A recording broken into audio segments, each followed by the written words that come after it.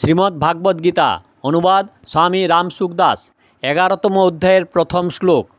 11তম অধ্যায় বিশ্বরূপ দর্শন যোগ। 11তম অধ্যায়ের অবতরণিকা। দশম অধ্যায়ের শেষে ভগবান অর্জুনকে বিশেষ কৃপা করে বলেছিলেন যে সমস্ত জগৎ অর্থাৎ অনন্ত ব্রহ্মাণ্ড আমার কোনো এক অংশে স্থিত, আর সেই আমি তোমার সারথি হয়ে তোমার ঘোড়ার লাগাম ও চাবুক হস্তগত করে তোমারই আদেশ পালন করছি। সমস্ত বিভূতি এবং যোগের বা প্রভাবের মহান ধারাই আমি তোমার সামনে বসে আছি। তাহলে তোমার আর এইসব বিভূতি পৃথকভাবে জানার কি প্রয়োজন?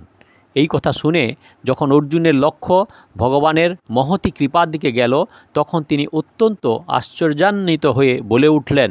শ্লোক নাম্বার 1। মদনুগ্রহায় পরমং গুহ্যমধ্যাত্মসংগীতমম यत तयोक्तं বচস্তেন মোহয়ং বিগত মম। অর্জুন বললেন, আমার প্রতি কৃপাবশত আপনি যে পরম গোপনীয় অধ্যাত্ম তত্ত্ব আমাকে জানালেন, তাতে আমার মোহ বিদূরিত হয়েছে। ব্যাখ্যা: মদনুগ্রহায়, আমার ভজনকারীদের আমি কৃপা করে স্বয়ং তাদের অজ্ঞানজনিত তমো নাশ করি। ভগবান কেবল কৃপাবশত এই কথা বলেছেন। অর্জুনের উপর এই কথাটির খুব প্রভাব পড়েছিল, যার জন্য অর্জুন ভগবানের স্তুতি করতে থাকেন। এইরূপভাবে স্তুতি তিনি এর আগে গীতায় কোনো স্থানে করেননি। তাকেই লক্ষ্য করে অর্জুন এখানে বলেছেন যে কেবল আমাকে কৃপা করার জন্যই আপনি এইগুলি বলেছেন। পরমঙ্গজ্ঞম, ভগবান তার প্রধান প্রধান বিভূতিগুলি বলার পর দশম অধ্যায়ের শেষে নিজের থেকেই বলেছেন যে আমি আমার একাংশে সমস্ত জগৎ অনন্ত কোটি ব্রহ্মাণ্ডকে পরিব্যাপ্ত করে অবস্থিত আছি। অর্থাৎ ভগবান স্বয়ং নিজের পরিচয় দিয়ে জানাচ্ছেন যে তিনি কেমন। এই কথাটি অর্জুন পরম গোপনীয় বলে মনে করেন। আধ্যাত্ম সংযজ্ঞিতম, দশম অধ্যায়ের সপ্তম শ্লোকে ভগবান বলেছেন যে যাঁরা আমার বিভূতি এবং যোগগুলি তত্ত্বত জানেন, অর্থাৎ সমস্ত বিভূতির মূলে ভগবানই অবস্থিত এবং সেইগুলি তারই সামর্থ্য দ্বারা প্রকটিত হয় এবং অন্তে তাহাতেই লীন হয়ে যায়, এমন কথা তত্ত্বত যারা জানে তারা অবিচল ভক্তিযোগে যুক্ত হয়। অর্জুন এই কথাটি আধ্যাত্ম সঙ্গীত বলে মনে করেন। ইয়াত তয়োক্তং বচস্তেন মোহয়ং বিগত মম, সমস্ত জগৎ ভগবানের একাংশে স্থিত। অর্জুনের এদিকে আগে খেয়াল ছিল না এবং তিনি এই কথাটি জানতেনও না। এটিই ছিল তার মোহ। কিন্তু ভগবান যখন তাকে জানালেন যে সমস্ত জগৎ আমার একাংশে ব্যপ্ত করে আমি তোমার সামনে উপস্থিত, তখন অর্জুনের চোখ খুলে গেল যে ভগবান কি মহান। তাঁর দেহের কোনো একটি অংশে অনন্ত বিশ্ব উৎপন্ন হয়, তাঁতে অবস্থান করে এবং তার মধ্যেই লীন হয়ে যায়, অথচ তিনি একই রূপে বিরাজ করেন। এই মোহ দূর হতেই অর্জুনের মনে হলো যে আগে যে তিনি এটি জানতেন না, এ ছিল তার মোহ।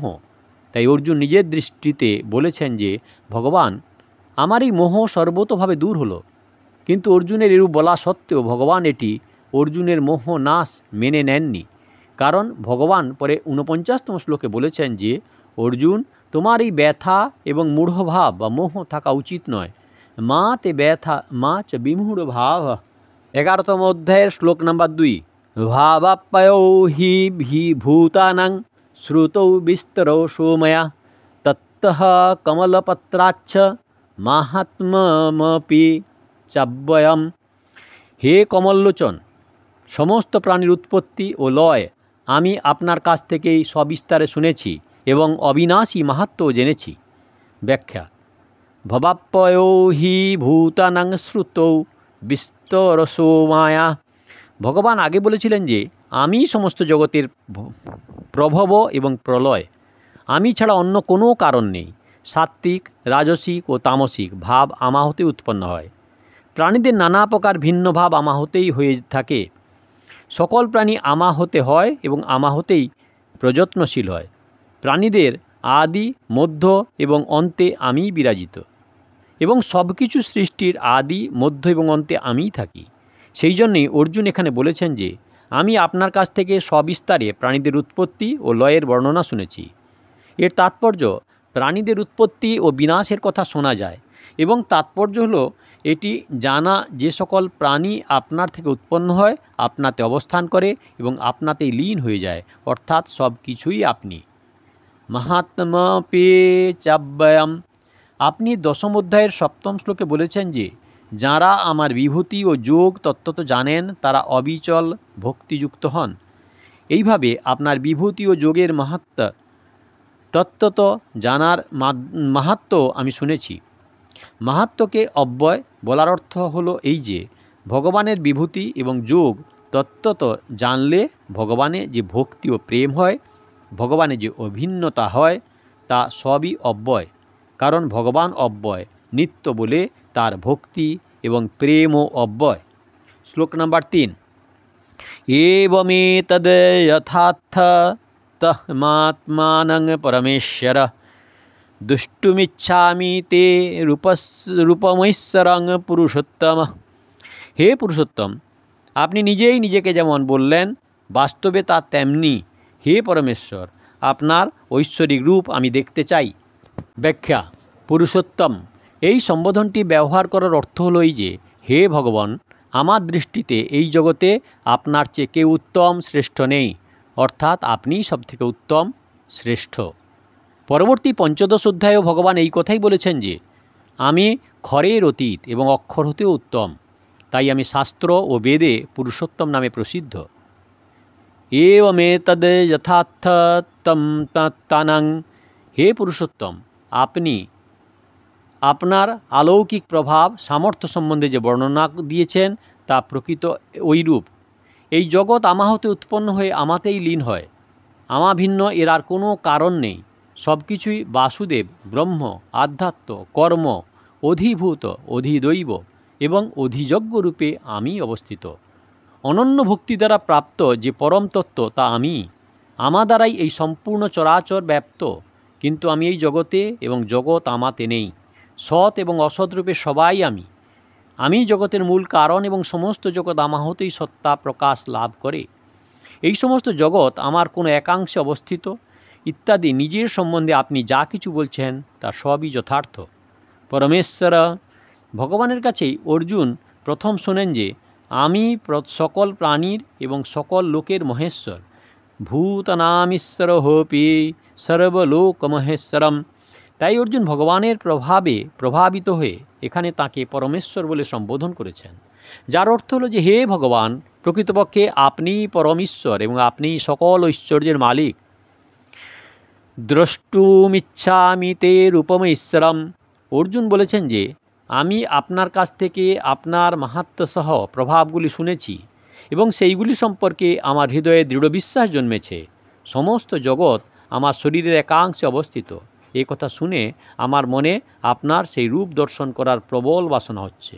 দ্বিতীয়ত, আপনি এত বিশিষ্ট এবং মহৎ হয়েও আমাকে এত স্নেহ করেন এবং এত আত্মীয়তা রাখেন যে আমি যেমন অনুরোধ করি আপনি তাই করে থাকেন এবং যাই জিজ্ঞাসা করি তারই উত্তর দেন। তাই আপনাকে কিছু বলতে বা জিজ্ঞাসা করতে কোনো দ্বিধাবোধ না হওয়ায় আমার মনে আপনার ওই রূপ দর্শন করার খুব ইচ্ছা জাগরিত হয়েছে, যে রূপের এক অংশে সমস্ত জগৎ পরিব্যাপ্ত। দশম অধ্যায়ের ষোড়শ শ্লোকে অর্জুন বলেছিলেন যে আপনার সমস্ত বিভূতিগুলি আমাকে বলুন, কিন্তু বাদ দেবেন না, কিছুই বাদ দেবেন না। ওক্ষতুর্মহাশেষেন। যখন ভগবান বিভূতিগুলির বর্ণনা করে উপক্রমে এবং উপসংহারে বলেছেন যে আমার বিভূতির কোনো অন্ত নাই, সেই জন্য তিনি সংক্ষেপেই বিভূতিগুলির বর্ণনা করেছেন। কিন্তু অর্জুন এখানে যখন বললেন যে আমি আপনার সেই একটি রূপ দেখবার জন্য করি দুষ্টুমিচ্ছামিতে রূপম, তখন ভগবান জানিয়েছেন যে তুমি আমার শত সহস্র রূপ দর্শন করো। যেমন জগতে যদি কেউ লোভবশত বেশি চায় তাহলে দাতার দেওয়ার ইচ্ছা কমে যায় এবং সে কম দেয়। তার উল্টো হলো যে যদি কেউ সংকোচ ভরে অল্প কিছু চায় তবে দাতা উদারভাবে তাকে বেশি কিছু প্রদান করে। তেমনি অর্জুন যখন বললেন যে আপনি আপনার সমস্ত বিভূতিগুলি আমাকে বলুন, তখন ভগবান জানালেন যে আমি আমার বিভূতিগুলি সংক্ষেপে জানাচ্ছি। এই কথায় অর্জুন সতর্ক হলেন যে কি জানি আমার কথায় বা আবার কোনো অনুচিত বাক্য এসে পড়ে। তাই অর্জুন এখানে সসংকোচে বলছেন যে যদি আমার পক্ষে আপনার বিরাট রূপ দর্শন করা সম্ভব হয় তাহলে দর্শন করিয়ে দিন। তার এই সংকোচ লক্ষ্য করে ভগবান উদারভাবে বলছেন যে তুমি আমার শত সহস্র রূপ পরিদর্শন করো। দ্বিতীয় ভাবটি এই যে অর্জুনের রথে অবস্থিত হয়ে ভগবান বলছেন যে তুমি আমার এই যে দেহ দেখছো এর কোনো একটি অংশে সমস্ত জগৎ, যার অন্তর্গত অনন্ত ব্রহ্মাণ্ড পরিব্যাপ্ত। অর্থাৎ ভগবানের এই দেহেরই কোনো এক অংশে জগৎ অবস্থিত, তাই সেই এক অংশে স্থিত রূপটিকে আমি দেখতে চাই।